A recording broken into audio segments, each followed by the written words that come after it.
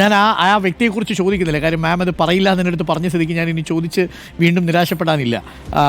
നൃത്തത്തെക്കുറിച്ച് പറയുകയും ഒരു ചർച്ചയ്ക്ക് കാരണക്കാരനായത് ആരാണ് എന്നൊരു ചോദ്യം ഉണ്ടല്ലോ. ആ ചോദ്യം മാം അത് പറയുന്ന കാലത്ത് എനിക്കൊന്നും മാം അത് പറയാൻ സാധ്യതയില്ല. അതൊരു വ്യവസ്ഥയായിട്ടാണ് മാം അതിനെ കണക്കാക്കിയിരിക്കുന്നത് എനിക്ക് തോന്നുന്നു. ശരിയല്ലേ? ഇല്ല, അതെ അതെ അതെ.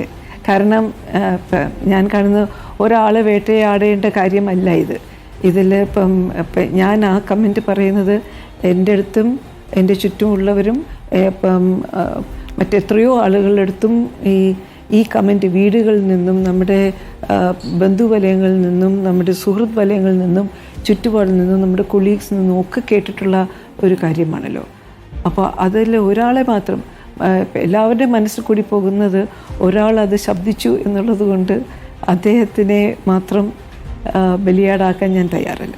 Okay, thank you Sharada Muraleedharan ma'am. Ma'am പറഞ്ഞതുപോലെ ധാരാളം സിനിമകൾ കാണാനുള്ള സമയമാവട്ടെ, ധാരാളം യാത്രകൾ ചെയ്യാനുള്ള സമയമാവട്ടെ. നമുക്ക് ഈ മുന്നോട്ടുള്ള യാത്രയിൽ എവിടെയെങ്കിലും ഒക്കെ വെച്ച് കണ്ടുമുട്ടാം. ഒരുപക്ഷെ ഏതെങ്കിലും ഒരു ട്രക്കിംഗ് പാത്തിൽ വെച്ച് നമ്മൾ ക്രോസ് ചെയ്ത് പോകുമായിരിക്കും, ഇല്ലെങ്കിൽ ഒരുമിച്ചൊരു ക്യാമ്പിൽ ഉണ്ടാവുമായിരിക്കും. അപ്പം ട്രക്കിംഗ് ഇഷ്ടപ്പെടുന്ന, യാത്രകൾ ഇഷ്ടപ്പെടുന്ന ഒപ്പം ഡോക്ടർ വി വേണു സാറിനും സ്നേഹം അറിയിച്ചുള്ളൂ. Thank you Sharada Muraleedharan ma'am.